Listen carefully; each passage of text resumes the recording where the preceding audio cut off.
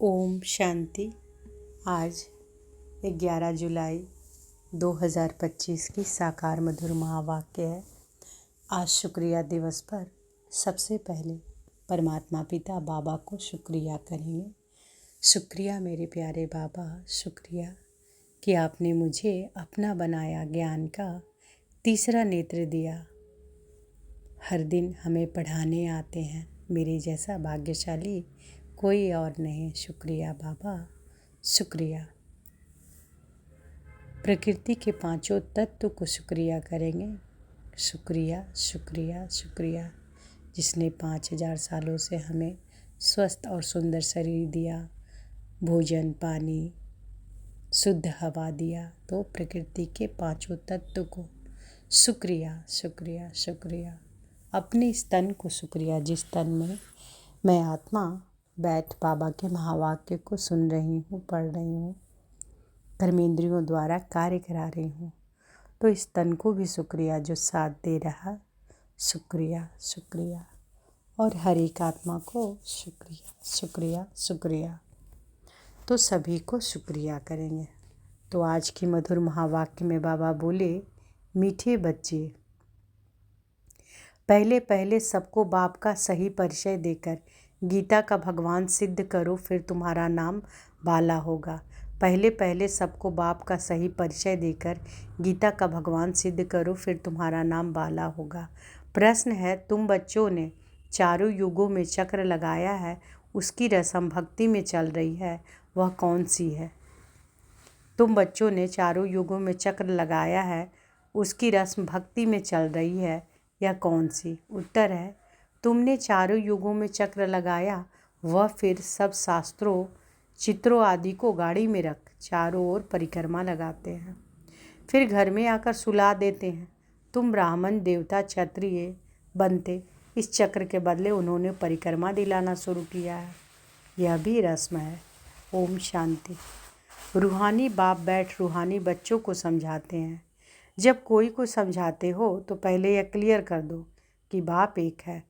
पूछना नहीं है कि बाप एक है व अनेक, ऐसे तो फिर अनेक कह देंगे। कहना ही है बाप रचता गॉड फादर एक है, वह सब आत्माओं का बाप है। पहले पहले ऐसे भी नहीं कहना चाहिए कि वह बिंदी है, इसमें फिर मूंझ पड़ेंगे। पहले पहले तो यह अच्छी रीति समझाओ कि दो बाप हैं, लौकिक और पारलौकिक। लौकिक तो हर एक का होता है, लेकिन उनका कोई खुदा कोई गॉड, उनको कोई खुदा गॉड कहते हैं नहीं ना। लौकिक तो हर एक का होता है, लेकिन उनको कोई खुदा कोई गॉड कहते हैं।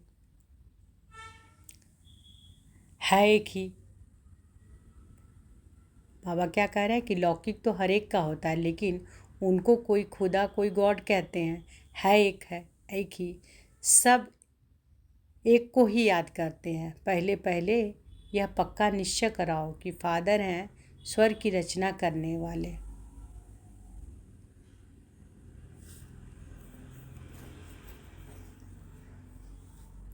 वह यहाँ आएंगे स्वर्ग का मालिक बनाने। तो सब बाबा क्या बोल रहे हैं, सब एक को ही याद करते हैं। किसको? परमात्मा पिता को ना। चाहे हमारे लौकिक फादर भी हैं तो वह भी किसे याद करते हैं? गॉड फादर परमात्मा पिता को। तो सब एक को ही याद करते हैं। पहले पहले यह पक्का निश्चय कराओ। किसी को समझाने के लिए बाबा कह रहे कैसे निश्चय कराओ, कि निश्चय कराओ कि फादर है स्वर्ग की रचना करने वाला। वह यहाँ आएंगे स्वर्ग का मालिक बनाने, जिसको शिव जयंती भी कहते हैं। यह भी तुम बच्चे जानते हो, स्वर्ग का रचता भारत में ही स्वर्ग रचते हैं, जिसमें देवी देवताओं का ही राज्य होता है। तो पहले पहले बाप का ही परिचय देना है। उनका नाम है शिव। गीता में भगवान उवाच है ना। पहले पहले तो यह निश्चय कराए लिखा दे लेना चाहिए। गीता में है भगवान उवाच, मैं तुमको राजयोग सिखाता हूँ, अर्थात नर से नारायण बनाता हूँ। यह कौन बना सकते हैं? जरूर समझाना पड़े भगवान कौन है, फिर यह भी समझाना पड़ता है। सतयुग में पहले नंबर में जो लक्ष्मी नारायण है, जरूर वही 84 जन्म लेते होंगे। पीछे फिर और धर्म वाले आते हैं, उन्हों के इतने जन्म हो न सके। पहले आने वालों के ही 84 जन्म होते हैं। सतयुग में तो कुछ सीखते नहीं। तो बाबा कहते हैं बाबा कहते हैं कि पहले आने वालों के ही 84 जन्म होते हैं। सतयुग में तो कुछ सीखते नहीं हैं, जरूर संगम पर ही सीखते होंगे। तो पहले पहले बाप का परिचय देना है। जैसे आत्मा देखने में नहीं आती है, समझ सकते हैं, वैसे परमात्मा को भी देख नहीं सकते। बुद्धि से समझते हैं कि वह हम आत्माओं का बाप है। उनको कहा जाता है परमात्मा। वह सदैव पावन है।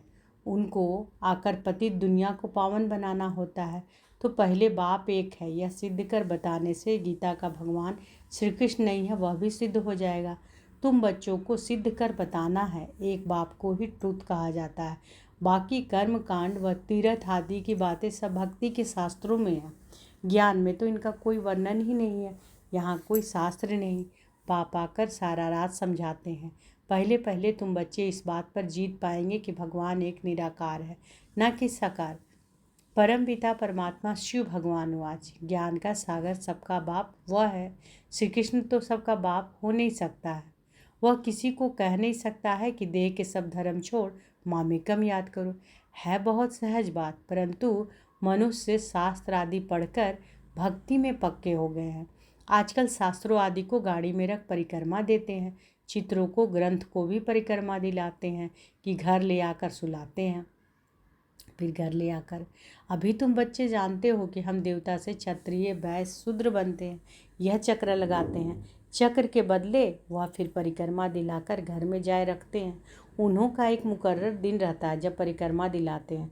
तो पहले पहले यह सिद्ध कर बताना है कि श्री कृष्ण भगवान उवाच नहीं, परंतु शिव भगवान उवाच है। शिव ही पुनर्जन्म रहित है। वह आते जरूर हैं, परंतु उनका दिव्य जन्म है। भागीरथ पर आकर सवार होते हैं, पतितों को आकर पावन बनाते हैं। रचता और रचना के आदि मध्य अंत का राज समझाते हैं। जो नॉलेज और कोई नहीं जानते हैं। बाप को आपे ही आकर अपना परिचय देना है। मुख्य बात है ही बाप के परिचय के। वही गीता का भगवान है। यह तुम सिद्ध कर बताएंगे तो तुम्हारा नाम बहुत बाला होगा।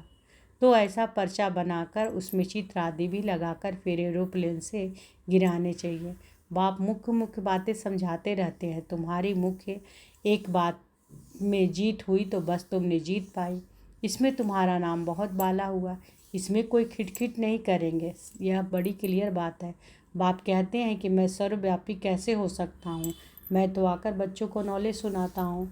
पुकारते भी हैं कि आकर पावन बनाओ, रचता और रचना का ज्ञान सुनाओ। महिमा भी बाप की अलग, श्री कृष्ण की अलग है। महिमा भी बाप की अलग, श्री कृष्ण की अलग है। ऐसे नहीं कि शिव बाबा आकर फिर श्री कृष्ण व नारायण बनते हैं, 84 जन्मों में आते हैं। नहीं, तुम्हारी बुद्धि सारी यह बातें समझाने में लगी रहनी चाहिए। मुख्य है ही गीता। भगवान हुआ अच्छा है तो जरूर भगवान का मुख चाहिए ना। भगवान तो है निराकार।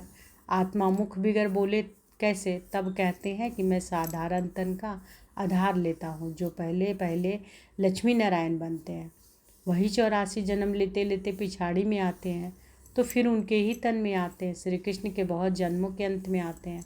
ऐसे ऐसे विचार सागर मंथन करो कि कैसे किसको समझाए। एक ही बात से तुम्हारा नाम बाला हो जाएगा। रचता बाप का सबको मालूम पड़ जाएगा। फिर तुम्हारे पास बहुत आएंगे, तुमको बुलाएंगे कि यहाँ आकर भाषण करो। इसलिए पहले पहले अल्फ सिद्ध कर समझाओ। तुम बच्चे जानते हो बाबा से हम स्वर्ग का वर्षा ले रहे हैं। बाबा हर 5000 वर्ष बाद भारत में ही भाग्यशाली रथ पर आते हैं। यह है सौभाग्यशाली जिस रथ में भगवान आकर बैठते हैं। कोई कम है क्या? भगवान इनमें बैठ बच्चों को समझाते हैं कि मैं बहुत जन्मों के अंत में इसमें प्रवेश करता हूँ। श्री कृष्ण की आत्मा का रथ है ना, वह खुद श्री कृष्ण तो नहीं है, बहुत जन्मों के अंत का है। हर जन्म में फीचर्स, ऑक्यूपेशन आदि बदलता रहता है। बहुत जन्मों के अंत में जिसमें प्रवेश करता हूँ वह फिर श्री कृष्ण बनते हैं, आते हैं संगम युग में। हम भी बाप का बनकर बाप से वर्षा लेते हैं। बाप पढ़ाकर साथ ले जाते हैं और कोई तकलीफ की बात नहीं। बाप सिर्फ कहते हैं कि मामेकम याद करो। तो यह अच्छी रीति विचार करना चाहिए कि कैसे कैसे लिखे। यही मुख्य मिस्टेक है जिस कारण ही भारत अनराइटियस, इरिलीजियस, इंसॉल्वेंट बना है। बाप फिर आकर राजयोग सिखलाते हैं, भारत को राइटियस सॉल्वेंट बनाते हैं, सारी दुनिया को राइटियस बनाते हैं। उस समय सारे विश्व के मालिक तुम ही हो। कहते हैं ना, wish you long life and prosperity. बाबा आशीर्वाद नहीं देते हैं कि सदा जीते रहो, यह साधु लोग कहते हैं अमर रहो। तुम बच्चे समझते हो अमर तो जरूर अमरपुरी में होंगे, मृत्यु लोक में फिर अमर कैसे कहेंगे। तो बच्चे जब मीटिंग आदि करते हैं तो बाप से राय पूछते हैं कि बाबा एडवांस राय देते हैं, सब अपनी अपनी राय भेजे, लिख भेजे, फिर भल इकट्ठे भी हो। तो बाबा क्या कह रहे हैं कि बच्चे जब मीटिंग आदि करते हैं तो बाबा से राय पूछते हैं, बाबा एडवांस राय देते हैं, सब अपनी अपनी राय लिख भेजें, फिर भल इकट्ठे भी हो। राय तो मुरली में लिखने से सबके पास पहुंच सकती है, 2-3 हज़ार खर्चा बच जाए। इन 2-3 हज़ार से तो 2-3 सेंटर खोल सकते हैं, गांव गांव में जाना चाहिए चित्र आदि लेकर। तुम बच्चों का जास्ती इंटरेस्ट सूक्ष्मोतन की बातों में नहीं होना चाहिए। ब्रह्मा विष्णु शंकर आदि चित्र हैं तो इस पर थोड़ा सा समझाया जाता है, इन्हों का बीच में थोड़ा पार्ट है। तुम जाते हो मिलते हो, बाकी और कुछ है नहीं, इसलिए इसमें जास्ती इंटरेस्ट नहीं लिया जाता है। यहाँ आत्मा को बुलाया जाता है, उनको दिखाते हैं, कोई कोई आकर रोते भी हैं, कोई प्रेम से मिलते हैं, कोई दुख में आंसू बहाते हैं। यह सब ड्रामा में पार्ट है जिसको चिटचैट कही जाए। वो लोग तो ब्राह्मण में कोई की आत्मा को बुलाते हैं, फिर उनको कपड़ा आदि पहनाएंगे। अब शरीर तो वह खत्म हो गया, बाकी पहनेंगे कौन। तुम्हारे पास वह रस्म नहीं है, रोने आदि की तो बात ही नहीं। तो ऊंच बनना है, वह कैसे बने। जरूर बीच में संगम युग है जब पवित्र बनते हैं। तुम एक बात सिद्ध करेंगे तो कहेंगे यह तो बिल्कुल ठीक बताते हैं। भगवान कभी झूठ थोड़ी बता सकते हैं। फिर बहुतों का प्यार भी होगा, बहुत आएंगे, समय पर बच्चों को सब पॉइंट्स भी मिलती रहती है। पिछाड़ी में क्या क्या होना वह भी देखेंगे। लड़ाई लगेगी, बॉम्ब छूटेंगे, पहले मौत है उस तरफ, यहाँ तो रक्त की नदियाँ बहनी है, फिर घी दूध की नदी। पहले पहले धुआं विलायत से निकलेगा, डर भी वहाँ है। कितने बड़े बड़े बॉम्ब्स बनाते हैं, क्या क्या उसमें डालते हैं जो एकदम शहर को खलास कर देता है। यह भी बताना है किसने स्वर्ग के राजाई स्थापन की। हेवेनली गॉड फादर जरूर संगम पर ही आते हैं। तुम जानते हो कि अभी संगम है, तुमको मुख्य बात समझाई जाती है, बाप की याद की, जिसमें ही पाप कटेंगे। भगवान जब आया था तो कहा था मामेकम याद करो तो तुम सतो प्रधान बन जाएंगे, मुक्ति धाम में जाएंगे। फिर पहले से लेकर चक्र रिपीट होगा।